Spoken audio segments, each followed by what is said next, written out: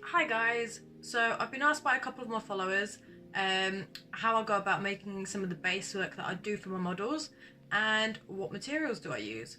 So in this video I'll be going through all of that and hopefully giving you a few answers to your questions. So first things first, I'd like to go through some of the examples that I've already done of some of my favourite models. And we're going to start off with some texture paint examples. So we'll start with Lady Olinda. She's my most recent completed project. And as you can see, I went for a beachy, sandy kind of finish on this one to fit in with the treasure chest that the lady is haunting. Now, aside from the texture paint, I also like to use extra leftover pieces from other sets. So you can see I've added a little spider on this one. And this is actually a texture paint I've painted over, so I'll show you how I did that in a bit. Now this texture paint is actually this one, which I believe is called Valhallan Blizzard, and it's one of the snow effects, which is actually quite cool to add onto the models as well as the bases. And as you can see here, I've gone for a kind of gory finish on the snow, as our heroes vanquished over the demons. Now another one of my favourite texture paints is this one, which I do believe is called Agrellan Earth. And how this one works is you kind of slather it onto your base and leave it to dry, and it'll crack nicely. Now the size of the cracks does depend on how much paint you use, so the more you use, the bigger the cracks. And a nice thin layer gets these nice tiny earthy cracks, but it is always recommended to sort of paint colours underneath, otherwise you'll just see the black base. And as you can see from this one, I have added some fake grass and skulls as well. So there's a couple of examples of my texture paint bases. Now, my more preferred method of basing is to use this kind of stuff that I've used on the Stegodon Engine of the Gods. It's essentially like loose fake grass, and I've gone for an autumn look on this one, using oranges and greens. Again, I've painted underneath the base in case any of this doesn't get completely covered up. And you can either use it in a variation of colours to match a model, or you can do single colours. So if I go over here, you can see on this Gryph-hound I've used the orange just to have like a nice autumn look. I've gone for meadow colour grass on these ones, you know, just to have a nice fresh spring kind of look. I've also used fake snow for my Pegasus conversions. It's kind of soft and fluffy, but has a nice effect as snow. I've not tried to paint over this just because I think it'd be a nightmare with it being so loose. And I've also got a nice sand effect on this base here with some little coloured gems and rocks that I collect over time, which is perfect for models like Ogroid Thaumaturge, who is essentially a desert beast. And you know, some of these, I'll go through where I get some of these things and the best kind of ways to use them. And my display base is this nice piece here. So I've gone with the fake grass tree with a little owl in the middle, little blossom tree, and fallen blossom, cherry blossom on the grass itself. So as you can see, I can plonk him on there, and it just makes a nice little base. So yeah, that's some of the examples right there of some of my base work. So it's now time to show you what these products actually are.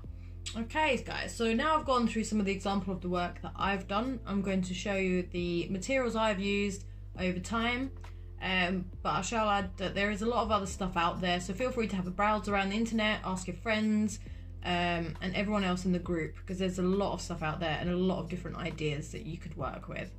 So for any base project, you need a base, and you can either work with the ones that come with the kits, different shapes, and the square ones are from the older models, maybe not preferable, but could be ideal. And they come in different sizes as well. So sometimes I use the ones that comes with the kit, sometimes depending on the project idea I have, like Lady Olinda, I use a completely different base. So once you've decided on your base and you've got an idea of what you want to do, you just crack on. Now, I like to work on the models and the bases separately, so I'm not sort of fidgeting around the feet or the paws, trying to, you know, paint everything correctly. And it just means I've got a lot more freedom to work on the base and add extra tiny things on there, like severed heads, loose weapons, and just to get a nice finish, because I can be a bit of a perfectionist, not gonna lie. So once you've decided on the bases, you can then decide whether you want to work with sort of loose kind of texture things or texture paint from the Warhammer shop.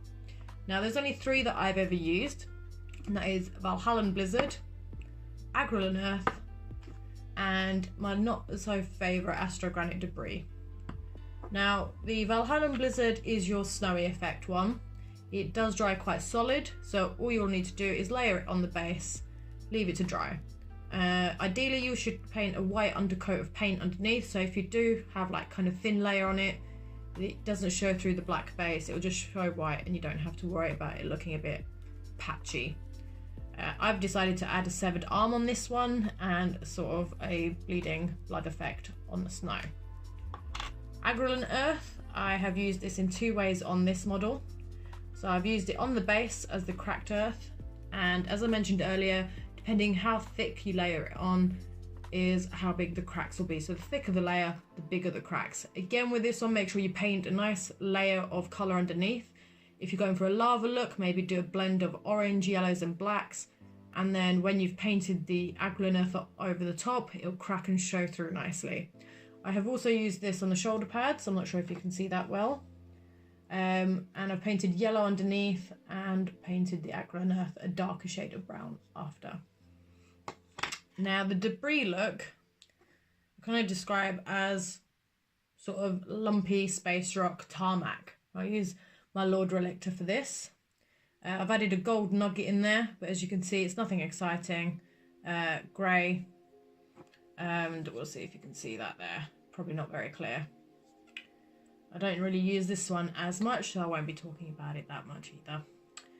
So those are the 3 texture paints I've used. There are others available. They've come, I'm sure the debris one comes in a nice ochre or burnt orange kind of colour. You've got your different tarmacs and muds available. So just have a look around and choose one that's ideal for your project and for your ideas. I'll move these out of the way. Now, aside from the texture paints, I prefer using sort of what are called flocks. Now these is mainly used for like train sets and scenery around that. So I got mine off eBay. So it's always worth having a look on there, and the company that I got mine from is called Serious Play, and they've got a lot of variety.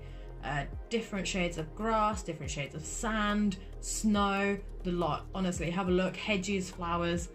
But there are other companies out there, other materials available. Just ask your friends, have a browse around online, and there's an endless supply of stuff to feed your projects and your ideas. So you're not limited by anything. You're just limited by imagination, essentially. So, and some of the bases that I've shown you, as you can see here, I've done like a desert one with little gems and rocks that I've collected. And this is literally red desert sand. Loose in the bag. Make sure you keep your bag sealed because you don't want that falling out everywhere and making a mess. And these resealable bags are ideal. So that's a red desert sand. Now I always use PVA on the bases. Again, I always paint a layer of paint underneath in case it's patchy. But the sand does tend to soak up the PVA like rice in water. So the best thing to do rather than sprinkle it on is cover your base in PVA and just dump it in the bag and press down on it a little bit until it's quite thick on there. And then you're not likely to have a horrible skanky thin looking layer of just dirt, I guess.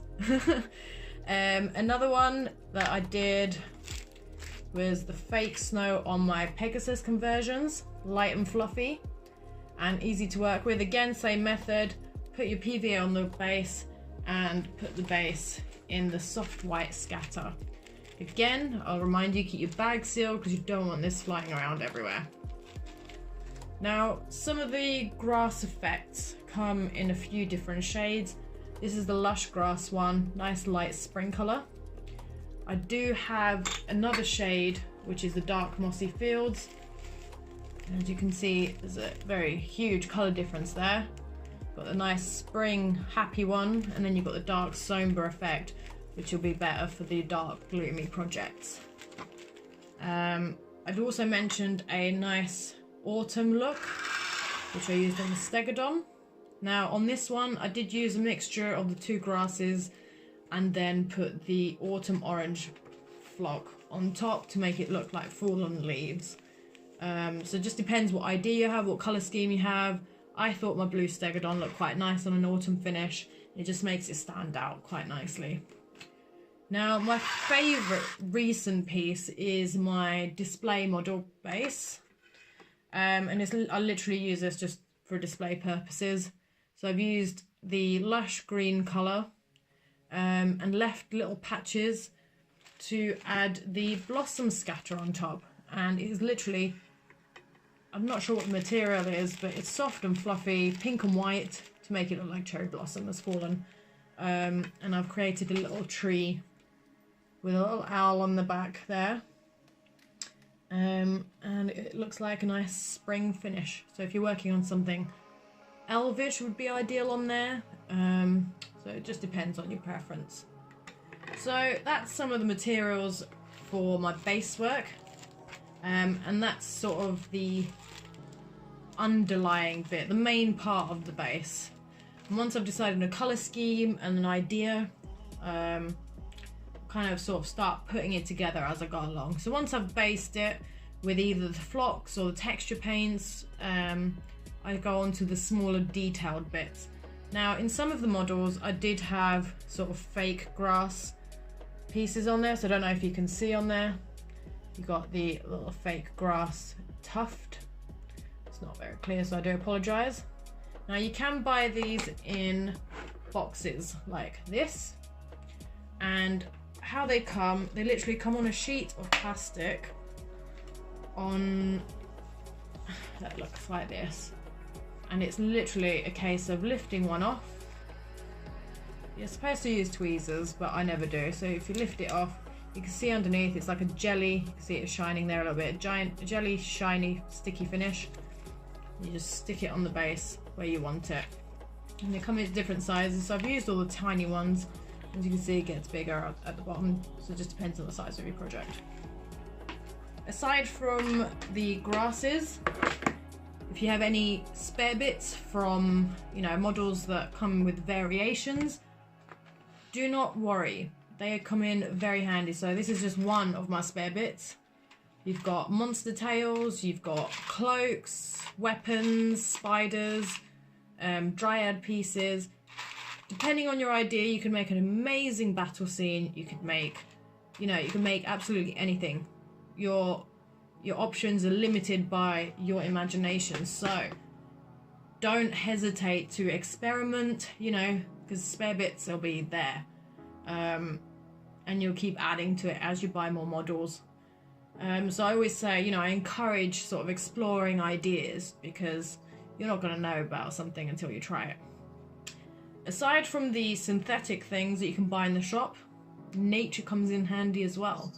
If you're a walk on the beach kind of person or walk in the park, you could literally walk down the road and collect shells and rocks, which is exactly what I've done. Little bits of sand in there, you can get handfuls of sand from the beach, saves you buying it. And it just comes in very handy. So there's lots of things you could do with your bases. You've got some crystals, so you can buy these as well. Got your little bath crystals. So it just depends how colourful you want to be. And sweet wrappers. So if you're a chocolate fan, you can use your spare bits wrapped in chocolate wrappers to design something. I used to use bits of sprue shaped as rocks covered in gold chocolate wrapper, and if you put it on a base it looks like little gold nuggets. So the possibilities are endless. Now, aside from bases, you can use Pringle tops. Obviously make sure you strengthen it up so it's not bendy, and that gives you a different size from your normal base. And it's just down to what you decide to do, really. What I'll go through in the next video is a couple of ideas. So if you want something specific, let me know and I'll make a video on that. But with this piece, for example, you can use styrofoam painted over with texture paint, and it's never ending. Not really sure what else to say, except get out there, have some fun with it, and share your ideas in the comments below. And if you want something specific sort of explained in the next video, let me know. But as I've said, base, paint, then texture over the top, and you're sorted. Hope that's been some use to you guys, and let me know if you have any questions. Good night.